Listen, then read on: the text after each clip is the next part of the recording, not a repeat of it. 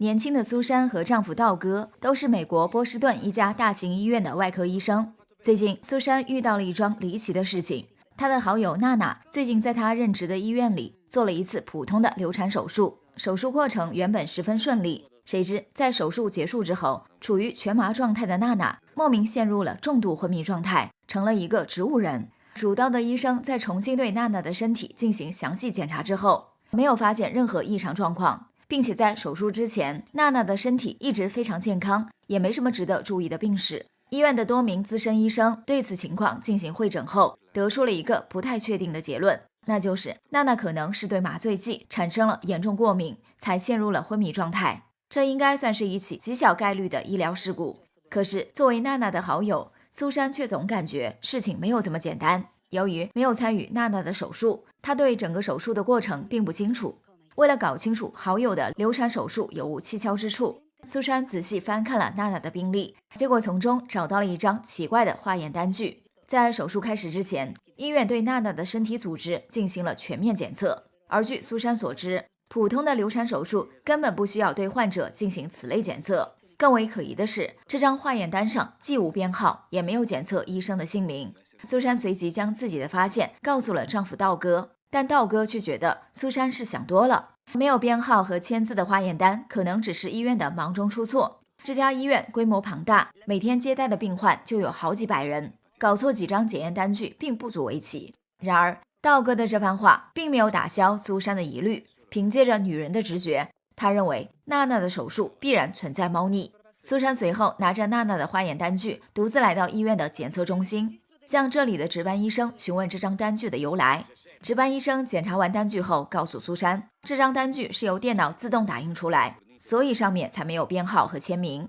原来这家医院有一项特殊的安全举措，医院里的电脑主机定期会随机抽取部分患者的检测报告，医院则将被抽取到的患者的血液、尿液之类的样本送往外面合作的实验室进行2次复核，以免本医院的医生因水平或工作态度等问题，导致对患者身体检测结果出现误判。尽管值班医生的说法听上去合情合理，不过苏珊并未因此放弃调查。离开检测中心后，她又带着化验单据来到了医院的电脑室，向负责操控电脑主机的男同事卷毛求证相关情况。卷毛很快证实了检测中心值班医生的说法。仍然不死心的苏珊请求卷毛帮忙检索医院数据库的资料，看看最近1年有没有其他病患像娜娜一样在全麻手术之后陷入重度昏迷的情况。卷毛虽然有些为难，但终究经不住苏珊的软磨硬泡，最终还是帮忙检索了医院数据库里最近1年的全部病例。结果有了重大发现，早在娜娜之前，医院光今年1年就陆续有过10名病患在全麻手术之后陷入了昏迷状态，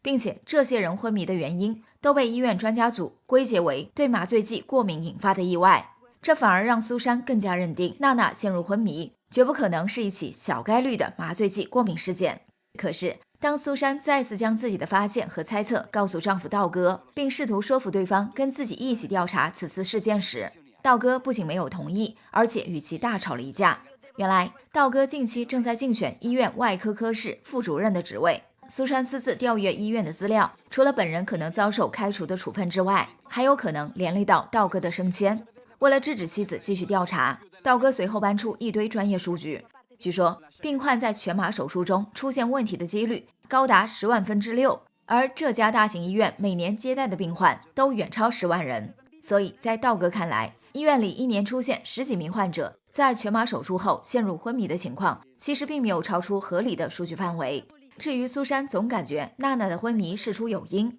恐怕仅仅是因为她和娜娜关系要好的缘故，再加上娜娜能来这家医院做流产手术，正是出于苏珊的推荐。如今手术出了问题，苏珊因此感到内疚，这才对此事纠缠不休，非要查出点问题不可。道哥的这番话果然戳中了苏珊的心事，她对娜娜的事如此上心，的确有很大一部分原因都是出于愧疚。再想到自己的调查可能会影响到丈夫的前途，苏珊纠结良久，最终决定暂时放弃追究此事。哪知2天过后，医院内又有1名病患在全麻手术中陷入了重度昏迷的状态。事发当天，苏珊原本要主刀一台普通的痔疮手术，接受手术的患者名叫胡安，是一名35岁留着胡子的壮年男子。除了痔疮之外，胡安的身体没有任何其他毛病。在苏珊做手术之前的准备工作期间，外科科室的主任老白忽然将他叫到办公室。原来苏珊此前违规调阅医院资料一事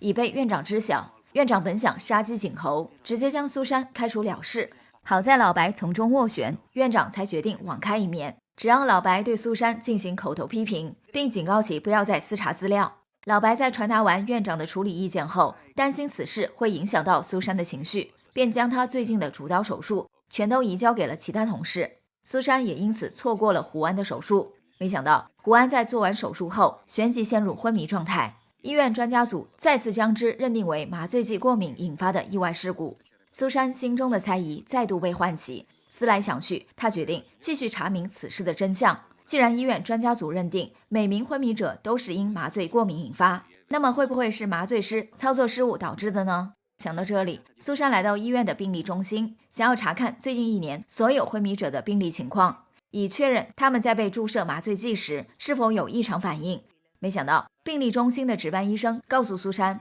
包括娜娜和胡安在内的12名昏迷患者的病例已被麻醉科室的主任乔医生全部取走。苏珊立时对这个乔医生起了疑心，于是匆忙赶到麻醉科室，直接向乔医生索要昏迷患者的病历。乔医生觉察到了苏珊充满猜疑的眼神，他强忍怒火，向苏珊解释称，自己也是担心麻醉师操作失误，导致了这12名患者的昏迷，所以才将病历拿来排查情况。但经过麻醉科几十名专业麻醉师的反复核查，确认这些患者在被注射麻醉的过程中没有出现任何异常情况。苏珊显然不相信乔医生的这套说辞，坚持表示想要亲眼看看这些患者的病历。本就十分恼火的乔医生见苏珊怀疑自己的专业水平和行医操守，当即将她轰出麻醉科室，并拒绝交出患者的病历。无奈之下，苏珊只得另寻他法。离开麻醉室后，她专程来到病房，想要看一眼好友娜娜目前的状况，结果发现娜娜的病床上空无一人。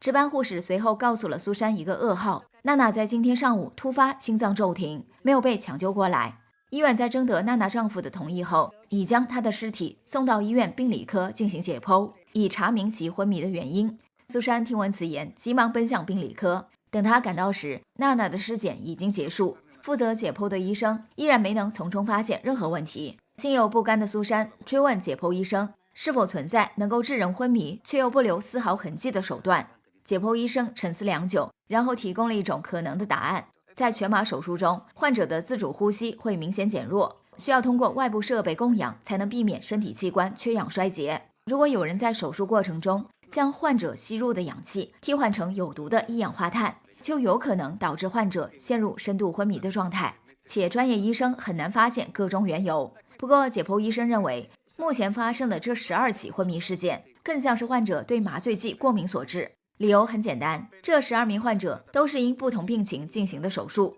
给他们做手术的主刀医生以及麻醉师、护士等医护人员各不相同。若是想在手术过程中使用一氧化碳行凶，操作难度极大，几乎不可能实现。听完解剖医生的分析，苏珊依旧没有打消疑虑。她紧接着来到胡安的病房，想看看对方的状况。不料值班的护士声称，胡安因孤身一人，无力支付高昂的手术费用，因而医院在商量之后，将他转移到了专门接受植物人的慈善医疗机构，接受免费的护理。苏珊得此消息，只能先回去工作再说。这时，外科科室主任老白又将他叫到办公室，说是麻醉科的主任乔医生刚才跑来投诉他。老白在权衡之后，决定让苏珊停职休息几天。苏珊虽然感到委屈，却也只能服从安排。当晚回到家后，她将今天发生的事悉数告诉了丈夫道哥。除此之外，苏珊还留意到娜娜和胡安都是在8号手术室做的手术，她怀疑是有人在8号手术室的供氧设备上做了手脚，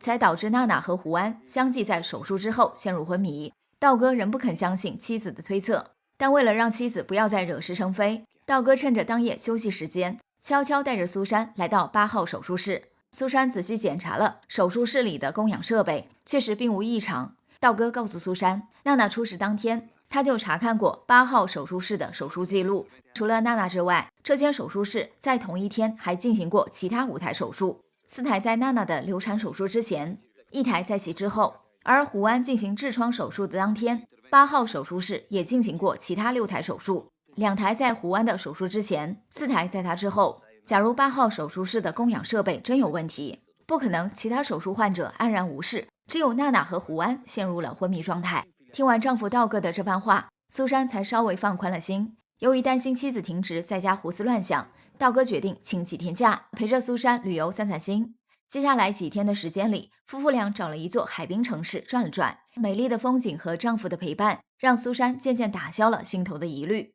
说来也巧，苏珊和道哥结束旅行返程的途中，刚好驱车路过接收胡安的慈善医疗机构。苏珊此前打听到，医院的其他昏迷患者因家属无法承受无底洞般的治疗费用，也都被陆续送来了这里。苏珊鬼使神差地让丈夫停下车，而后走进这家慈善医疗机构，想要问问胡安有没有苏醒的迹象，结果被值班的护士告知，这里只有每周2才对外开放，平时不允许外人进入。苏珊只好悻悻地告辞离开。望着苏珊离去的背影，值班护士眼神中露出一种警惕的神色。第2天上午，苏珊结束停职，回到医院上班。当她刚做完1台手术，正在休息的时候，医院的一名清洁大叔主动找来，神色诡秘地低声告诉她，自己了解医院昏迷事件的一些内情。如果苏珊想要知道，可以在今晚下班之后前往医院地下1层的设备间找自己面谈。而清洁大叔和苏珊的交谈刚好被麻醉科主任乔医生看见。苏珊和乔医生冷冷地相互对视了一眼，谁也没说话。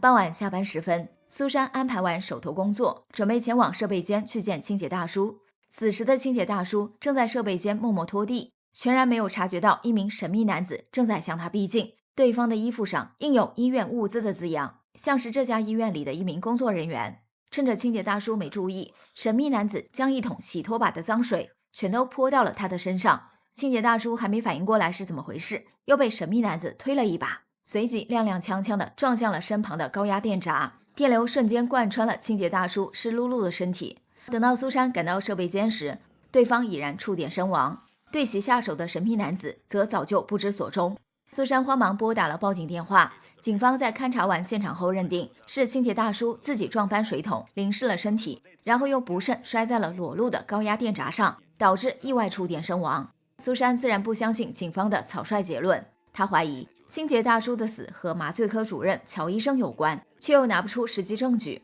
向警方说出自己的怀疑。等到警方离开之后，苏珊再次独自来到设备间四下搜寻，并很快在一处角落里发现了一只固定在一根柱子上的一氧化碳铁罐，罐口连着一根细长的软管，顺着软管延伸的方向，苏珊爬向通风管道的扶梯，最后一路来到了8号手术室的天花板上方。结果看到软管的另一端连接着一个转换装置，只要启动这个转换装置，就能将铁罐里的一氧化碳注入8号手术室的供氧设备。苏珊终于明白过来，自己此前和丈夫道哥检查8号手术室的供氧设备时，之所以没有发现问题，是因为转换装置在没有启动时，供氧设备便不会出现任何问题，只有幕后黑手在启动转换装置时，才会导致供氧设备异常，使得正在接受手术的患者因吸入一氧化碳陷入昏迷。如果不出意外的话，操控转换装置的幕后黑手应该就是麻醉科主任乔医生。随后，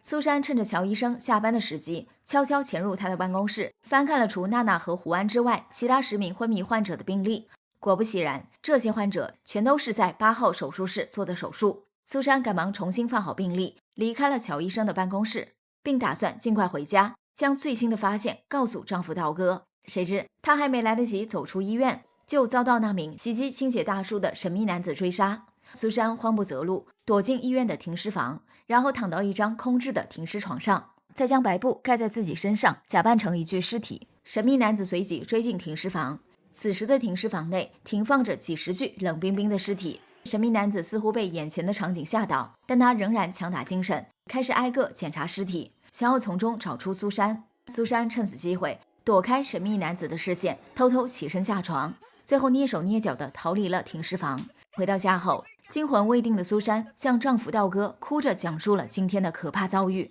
道哥见妻子的情绪濒临崩溃，劝她好好睡一觉再说。等苏珊入睡之后，道哥独自来到客厅，拨打了一个电话。在电话里，他声称苏珊已回到家中，让电话那头的人也不用太过担心。结果被装睡的苏珊全都听到。其实道哥一再阻止苏珊调查昏迷事件，已让苏珊对其产生了疑心。现在又听到丈夫的这通可疑电话，苏珊更不敢待在家里，于是悄悄逃离了家门，并找了家旅馆暂时住下。第二天是周二，苏珊没有再去上班，而是来到那家收留昏迷患者的慈善机构。这家机构的值班护士曾说过，机构只有每周二对外开放，而且苏珊总感觉这家慈善机构跟医院的昏迷事件脱不了干系。当苏珊赶到慈善机构时，刚好遇见一群医疗工作者来此参观。苏珊趁机混入人群中，进入了慈善机构内部。昨天接待苏珊的那名值班护士，随后将众人领进了一个诡异的房间。昏迷患者们此刻全都被数根钢丝贯穿身体，悬躺在房间内，看上去像一只只的提线木偶。值班护士向众人介绍称，将昏迷患者悬在半空，他们就不会因久卧而生出褥疮。这样一来，护理人员便会节省出大量时间。此外，昏迷患者的身上还连接着营养输管，护理人员可以随时为他们输送所需的营养。苏珊被眼前的景象惊得目瞪口呆，更让她感到不安的是，胡安并不在这个房间里。趁着值班护士领着医疗工作者们四处参观之际，苏珊悄然离开队伍，摸进了一间更衣室，然后换了套工作服，冒充工作人员，进入了写有参观者禁止进入的办公区域。经过一番搜寻，苏珊在一间手术室里找到了胡安。不过此时的胡安已经变成了一具尸体，两名医生正在忙活摘取他的内脏。从两人的对话中，苏珊终于拼凑出了昏迷事件的全部真相。原来苏珊任职的医院里确实有人暗中向8号手术室的供氧设备内灌入一氧化碳气体，制造了多起手术患者的脑死亡案例。事后，这个幕后黑手又将负担不起巨额医疗费用的昏迷患者转移到了这家所谓的慈善机构，再由慈善机构摘下昏迷患者的器官送往黑市售卖。很明显，这是一起规模庞大的团伙作案。犯罪团伙挑选的对象大多都是身体健康且社会关系简单的年轻人，比如娜娜和胡安。娜娜父母早亡，又跟丈夫的感情破裂，才决定打掉肚里的孩子。胡安则更是无依无靠的孤家寡人。苏珊在搞清楚真相后，不敢在慈善机构逗留，慌忙向出口处奔去，结果在走廊里撞上了一名巡逻保安。保安见苏珊形迹可疑，当即呼叫了支援。苏珊在情急之下躲进了2楼的一间手术室，手术室里躺着一具被掏空内脏的尸体，好在没有医护人员。眼见好几名保安闻讯赶来，堵在了手术室门口。苏珊强作冷静，然后抄起一把椅子，砸碎了手术室后面的玻璃窗。等到保安们破门而入时，见手术室的窗玻璃被砸破，苏珊已不知去向。保安们以为苏珊破窗跳下2楼，赶忙转到楼下搜寻。殊不知，苏珊并没有从窗户跳下，而是声东击西，爬上了手术室天花板的通风管道，然后从通风管道爬入一间空置的房间，接着又辗转来到地下车库，最后趴在一辆运送器官的救护车车顶，远离了是非之地。安全脱险之后，苏珊没有选择立即报警，而是径直来到自己供职的医院，找到最信任的领导，也就是外科科室的主任老白，将全部真相如实相告。老白听完后大为惊恐，他一边用言语安抚苏珊的情绪，一边递给她一杯水。苏珊接过水杯后一饮而尽，结果下一秒就感到意识模糊，腹部传来一阵剧痛。趁着她尚未昏迷之际，老白向其坦白了一切。原来在医院里制造昏迷事件的幕后黑手，既不是麻醉科的乔医生，也不是苏珊的丈夫道哥，而是眼前的这个老白。不过昨晚道哥的那通电话的确是打给老白的，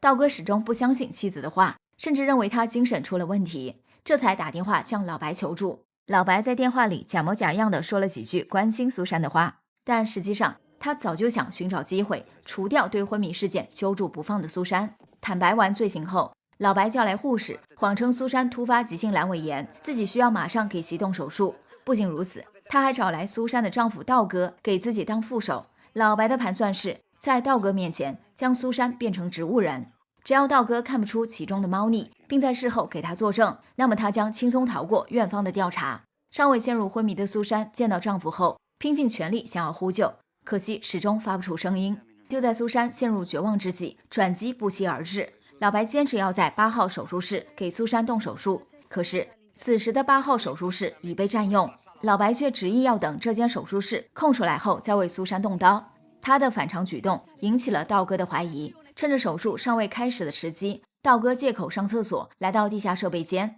然后依照苏珊此前的描述，很快找到了那只装有一氧化碳的铁罐，接着又顺着连接铁罐的软管发现了转换装置，并当机立断将之破坏。与此同时，8号手术室空了出来。老白担心夜长梦多，没等道哥回来，就给苏珊做完了手术。手术结束后，老白偷偷按下遥控器，想要启动转换装置，让苏珊吸入一氧化碳，陷入昏迷。但由于道哥及时破坏了转换装置，苏珊没过多久就自然醒来，被护士推出了手术室。而此时的道哥已经带着2名警察等在了手术室门口。老白在看到警察后彻底慌了手脚，电影至此也就落下了帷幕。